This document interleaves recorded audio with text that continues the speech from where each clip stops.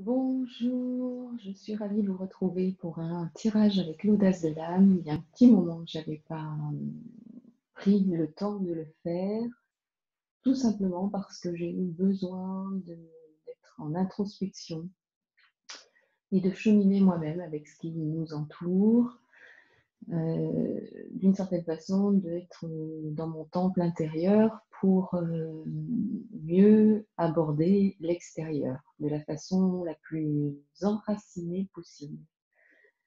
J'ai pas mal de choses à nettoyer aussi, psychiquement, psychologiquement, et je prends soin de faire ces tirages quand vraiment je me sens en forme, bien ancrée, bien enracinée, et donc disposée à donner le meilleur. Donc je voudrais, suite à ce nouveau confinement qui nous occupe, qui nous perturbe plus ou moins, qui a un goût de nouveau et d'ancien à la fois, ce qui n'est déjà pas le même que la première fois, et nous avons déjà installé des repères lors du premier passage du printemps.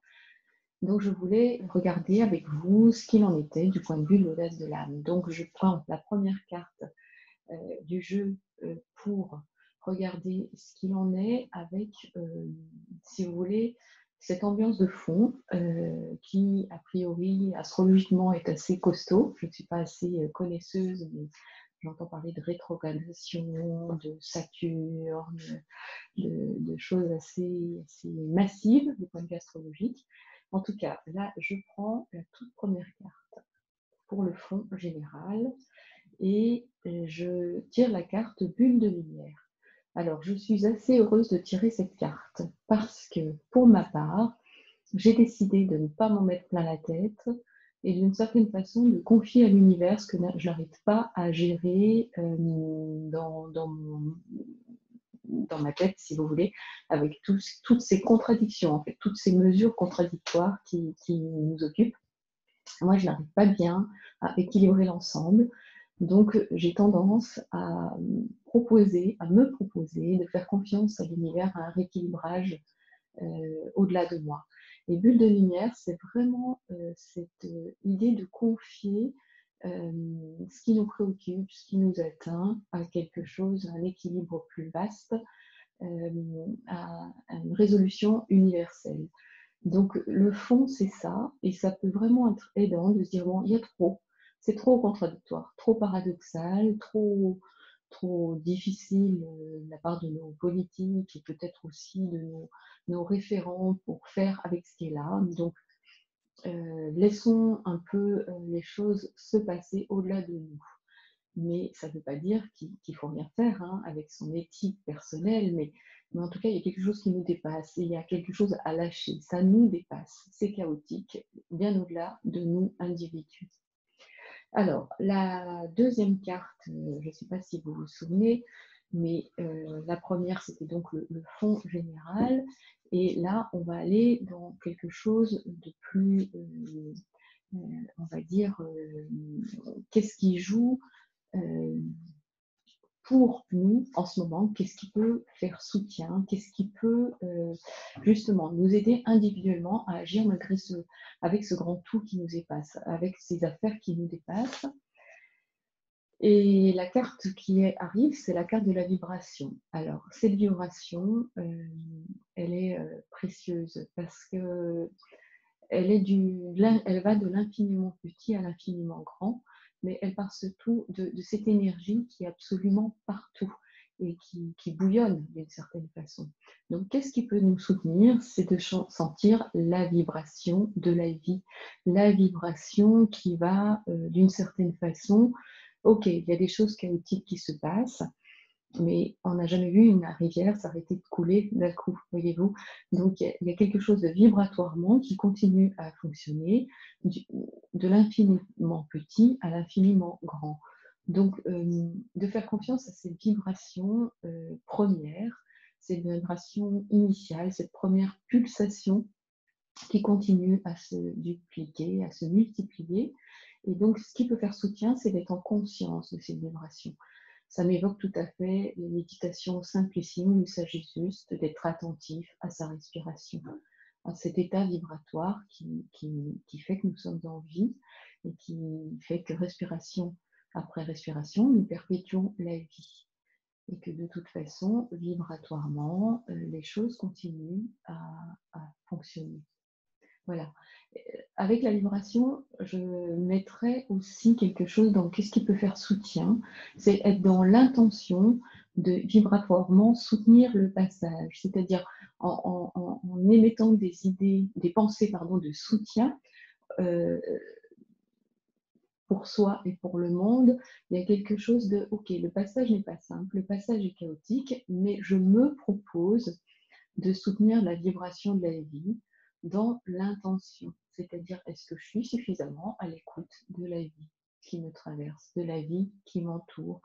Et effectivement, les périmètres sont réduits actuellement, mais ça n'empêche pas de sentir cette vie qui circule. Voilà pour la deuxième carte. Ensuite, on va voir qu'est-ce qui va pouvoir peut-être faire obstacle à ce qui est proposé là, par l'audace de l'âme. Alors, je les mélange à nouveau. Et là, je vais vraiment regarder qu'est-ce qui joue contre nous, qu'est-ce qui peut nous... Je vous parlais des planètes rétrogrades, qu'est-ce qui peut rétrograder notre mouvement de vie. Et là, j'ai le soleil rouge. Alors justement, je vous parle des planètes rétrogrades. Il semblerait qu'il y ait quelque chose, effectivement, de plus fort que nous, qui nous amène à sentir une résistance, à sentir du contre, à sentir du ça ne va pas dans le sens que vous voulez. Mais quelque part, ce contre, hein, ces planètes contre, rétrogrades, ou qui ralentissent, ou qui font que le chemin est sinueux, elles sont aussi là comme une invitation à lâcher prise, d'une certaine façon, à accueillir la faiblesse de l'ego et de dire non, je ne peux pas tout faire, non, je ne peux pas tout contrôler, non, je ne peux pas, si vous voulez, être en maxi pouvoir tout le temps. Ça, c'est ce qu'on a cru longtemps. Hein. Quand on veut, on peut. Il suffit de travailler beaucoup pour devenir un businessman. Il y a toute une époque, là, les années 80, où on pensait que tout était possible après la reconstruction d'après-guerre. Là, on en arrive à quelque chose de complètement contraire à ça. Et là, donc, ce qui joue contre nous, bah, c'est les planètes. Mais les planètes au sens où elles ont un équilibre général et elles ne favorisent pas toujours la croissance, elles ne favorisent pas toujours l'épanouissement. Elles viennent aussi nous chercher dans nos zones d'ombre, dans nos zones d'impuissance. Donc voilà. Donc plus nous accepterons cette impuissance, plus nous accepterons cette petitesse que nous pouvons être face à l'immensité, mieux ça se passera pour effectuer ce passage que nous vivons actuellement. Donc, une belle leçon d'humilité.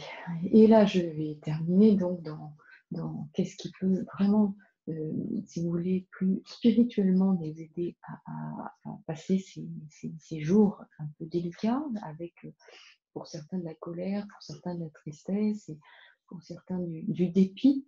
Comment allons-nous faire? Alors, qu'est-ce qui va définitivement être fortement lumineux dans l'ombre. Et la plus petite loupiote dans une ombre est visible, voyez-vous.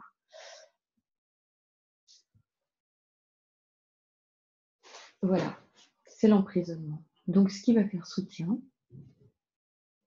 c'est ce mouvement dans la grille. Vous voyez ce mouvement, cette spirale qui tourne, hein, qui diffuse son énergie dans la grille. Elle est puissante. Je parle doucement parce que je crois que c'est vraiment important de constater à l'intérieur de soi la liberté que nous pouvons activer en nous par rapport à tous ces empêchements, ces empêchés à vivre, ces empêchés à faire, cet élan qui est contrarié. On parle beaucoup, par exemple, des jeunes actuellement qui vivent cette période qui n'est pas facile. Et en même temps, s'ils arrivent à gagner de la liberté intérieure au travers de cette épreuve, Vous ne croyez pas qu'ils sont sauvés pour la suite? En fait, il s'agit vraiment, spirituellement, d'accéder à cette liberté intérieure, à cet élargissement, afin de se construire un avenir meilleur, un avenir dans le flux de la vie. Donc vous êtes bien d'accord avec moi que c'est le mental qui vous indique que vous êtes privé. Privé de liberté, privé d'être ce que vous voudriez être, privé de faire. En fait, la confusion est là. Dans le privé de faire, il n'y a pas la privation d'être. L'être se place à un tout autre endroit, dans la vibration de l'âme. Et l'incarnation de cette âme, dans cette vie-là, dans ce moment-là, à traverser, elle a forcément un sens beaucoup plus puissant qu'on ne l'imagine. Il y a à gagner des millimètres de liberté qui seront des kilomètres du côté de l'être. Et le faire ne doit vraiment pas recouvrir la dimension de l'être. Donc je vous invite à bien photographier cette carte. Si vous n'avez pas le jeu, à faire peut-être une capture d'écran afin de vous souvenir que la puissance de la vie traverse les grilles et vous amène dans un champ beaucoup plus, vous voyez là, vous avez le ciel qui entoure la carte, quelque chose de beaucoup plus vaste que nous. Voilà, cette période n'est pas facile, mais elle est prometteuse de grandissement intérieur. Je crois que c'était vraiment le sujet de ce tirage. Je vous remercie de m'avoir écouté. Je vous remercie de faire confiance à l'audace de l'âme. Vous êtes nombreux et nombreuses à me témoigner des bénéfices que cet oracle peut vous apporter, soit au quotidien, soit de façon ponctuelle, soit pour des questions importantes ou soit pour plutôt cheminer jour après jour. Donc je vous remercie grandement de votre confiance et je suis toujours très très heureuse d'avoir été dépositaire de ce jeu, cet oracle qui m'émerveille moi aussi chaque jour. Je vous dis à très bientôt, quand je serai donc suffisamment à nouveau nourrie par mon cheminement pour vous délivrer un tirage, on va dire, avec toute la ressource que je peux mettre à disposition. À bientôt, bonne semaine à tous.